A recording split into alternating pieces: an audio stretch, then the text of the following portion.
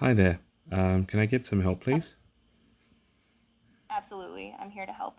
Could you tell me a bit about your situation? For example, are you supporting someone who is already an NDIS participant or are they new to the scheme? What is your role, for example, social worker, case manager? What kind of help are you looking for? Understanding support coordination, navigating the NDIS, or something else? The more detail you can provide, the better I can tailor my advice to your needs. Great. Yeah, sure. So I'm a social worker that's working in a hospital, and I'm looking to help a patient and their family in regards to an accident that's happened to them. So they had a severe car accident, and we need to be able to help them understand, I guess, where their next steps are in terms of getting onto the NDIS, receiving support in terms of how to set up their plan, their package, things like that. Because I'm very new. I've just been told that I need to reach out to this particular chain to kind of get some help. So, could you please help me in terms of, okay, what do I need to help? What do I need to fill in? What kind of forms, or this type of thing? Thank you for sharing that context and welcome to the NDIS space. It's completely normal to feel a bit overwhelmed at first. There's a lot to take in, but I'll walk you through the key steps and forms you'll need to help your patient and their family. 1. Understanding the situation patient's status. They've had a severe car accident and are in hospital. Goal: help them access the NDIS and set up supports for their recovery and ongoing needs. 2. First steps. Accessing the NDIS. To get started, your patient will need to apply to become an NDIS participant. Here's what you need to do. A. Gather evidence of disability. The NDIS requires evidence that the person has a permanent and significant disability. For someone with a recent severe injury, this usually means medical reports from treating specialists, for example, rehab, neurology, orthopedics, allied health assessments, for example, occupational therapy, physiotherapy, details about how the injury impacts their daily life, mobility, self-care, communication, etc. Tip: the more detail about functional impact, the better. Use plain language and real-life examples. B. Complete the access request. Access request form. This is the main form to apply for the NDIS. You can get it by calling the NDIS on 1800 800 110 or downloading it from the NDIS website, https://www.ndis.gov.au/applying-access-ndis/how-apply supporting evidence form. This is often completed by a treating health professional, for example, GP specialist. Okay, sounds great. So, what else do I need to do then? So, can you walk me through like where the forms are, what kind of information? And I've also heard that they, don't if you don't have the correct documentation, they'll reject you even though they have an actual disability. How do I navigate around that to make sure that I'm supporting them the best that I can and get them the funding that they need? You're asking exactly the right questions. Getting the documentation right is crucial for a successful NDIS application, especially after a life-changing event like a severe car accident. Here's a step-by-step guide to help you support your patient and their family. 1. Where to find the forms. A. NDIS Access Request Form. Download. NDIS Access Request Form, PDF, https://www.ndis.gov.au/ applying-access-ndis/how-apply, or call the NDIS on 1800 800 110 to request a copy. They can email or post it to you. B. Supporting evidence form. Download supporting evidence form, PDF, https://www.ndis.gov.au/applying-access-ndis/how-apply. This is usually completed by a treating health professional, for example, GP specialist allied health. C. Additional evidence. Attach recent medical reports, hospital discharge summaries, and allied health assessments that clearly describe the impact of the injury on daily life.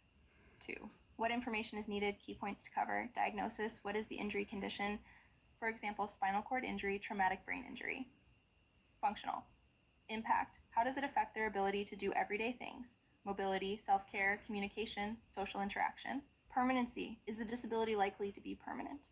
If not yet clear, provide the best available information and note if further assessment is pending. Current supports: what help do they need now? family, hospital, equipment, future needs. What ongoing supports are likely to be needed? I'm not really sure, to be honest. Like, how can I really make that assessment? Can you walk me through what the NDS requires me to tell them so they can ensure what the supports they're going to be needing in the, foreseeable future, and obviously for the rest of their life potentially in some scenarios? Absolutely, and it's very common for social workers, especially in acute settings, to feel unsure about what's needed for NDIS evidence. The NDIS is looking for clear, practical information about how the person's disability impacts their daily life and whether these impacts are likely to be permanent. Here's how you can approach this. What the NDIS needs to know: one, diagnosis and permanency diagnosis. What is the primary disability? For example, spinal cord injury, acquired brain injury. Permanency: is the disability likely to be permanent? If the prognosis is uncertain, provide the best available information and note if further assessments are planned. Two, functional impact. The NDIS wants to know how the disability affects the person's ability to do everyday activities in these 6 areas: mobility, motor skills. Can they walk, transfer, use stairs, or need a wheelchair? Communication. Can they speak, understand, read, or write? Social interaction. Can they interact with others, manage relationships, or behave appropriately in social settings? Learning. Can they understand new information, remember things, or make decisions? Self-care. Can they shower, dress, eat, or manage personal hygiene independently? Self-management. Can they organize daily tasks, manage money, or make decisions about their supports? Tip: use real-life examples. For instance, John requires assistance from 2 people to transfer from bed to wheelchair, or Sarah is unable to prepare meals or shower without support. 3. Available treatments: list any treatments, therapies, or interventions that have been tried or are ongoing. Sure. So I want you to pretend that you are doing a fake form, and you have your own scenario for the patient in the hospital, and I want you to fill out all the process, all the steps, and then by the end of this I also want you to give me all that information so I can practice filling out the form myself. Absolutely, that's a great way to learn. I'll walk you through a realistic example step by step as if I'm preparing an NDIS access request for a hospital patient. I'll include the kind of information you'd need to gather and how you might present it. At the end, I'll summarize everything so you can use it as a practice template. Example scenario: patient Michael, 32 years old. Incident: severe car accident resulting in a spinal cord injury, T6, complete paraplegia. Current setting: inpatient rehabilitation, major hospital. Step 1, gather key information. A, diagnosis and medical evidence. Diagnosis: T6, complete spinal cord injury, paraplegia, following motor vehicle accident. Date of injury: 2 months ago. Treating team: rehabilitation physician, physiotherapist, occupational therapist. Medical evidence: hospital discharge summary, specialist letter confirming diagnosis and prognosis. B, functional impact using NDIS domains. Mobility: Michael is unable to walk or stand, requires a manual wheelchair for all mobility, needs assistance to transfer from bed to wheelchair. Self-care: needs help with showering, dressing, and toileting. Cannot independently manage bowel or bladder care, uses catheter and bowel program, requires assistance. Communication: no impairment, able to speak, understand, read, and write. Social interaction: no cognitive or behavioral issues, but reports feeling isolated due to new disability. Learning: no impairment. Self-management: needs support to organize daily routines and manage appointments due. You just cut out.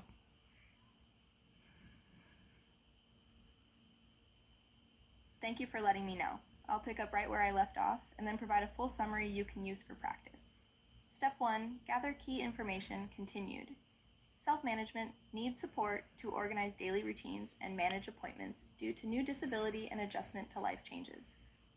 Step 2, complete the NDIS access request form. Section 1, personal details. Name: Michael Smith.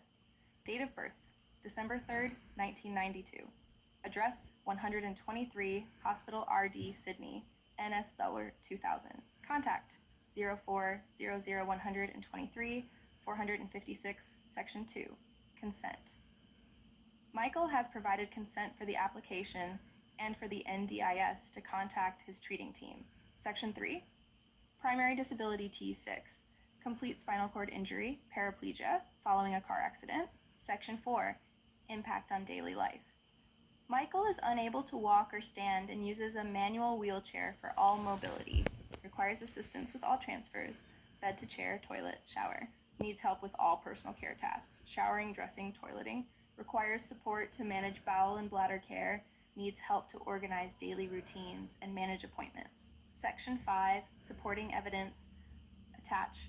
Hospital discharge summary detailing injury, treatment, and prognosis. Letter from rehabilitation physician confirming diagnosis, permanency, and functional impact. Occupational therapist report outlining daily support needs and equipment recommendations. Section 6, current supports inpatient rehabilitation team, nurses, physio, OT. Family providing emotional support. No, You cut out again. Please keep going. thank you for your patience. I'll continue and then provide a full summary for your practice. Step 2. Complete the NDIS access request form continued section 6. Current supports inpatient rehabilitation team, nurses, physiotherapists, occupational therapist. Family providing emotional support. No formal community supports yet, awaiting discharge planning. Section 7. Treatments and interventions, ongoing rehabilitation, physiotherapy, occupational therapy. No further medical treatments expected to restore function below the level of injury. All interventions are focused on maximizing independence and managing secondary complications. Section 8, future and ongoing needs, will require long-term personal care support at home, assistance with showering, dressing, toileting, transfers. Needs ongoing physiotherapy and occupational therapy for maintenance and equipment prescription. Will need home modifications, for example, ramps, accessible bathroom. Requires assistive technology, manual wheelchair, shower commode, pressure care mattress. Likely to need support coordination to help set up and manage NDIS plan and connect with services. Step 3. Attach supporting documents, hospital discharge summary. Letter from rehabilitation physician confirming diagnosis, prognosis, and functional impact. Occupational therapist report detailing daily support needs and equipment recommendations. Any relevant allied health assessments. Step 4. Submit the application. Send the completed access request form and all supporting documents to the NDIS by email, post, or via the local NDIS office. Keep copies of everything submitted. Follow up with the NDIS if you don't receive confirmation within a couple of weeks. Practice template. Great, you cut out again.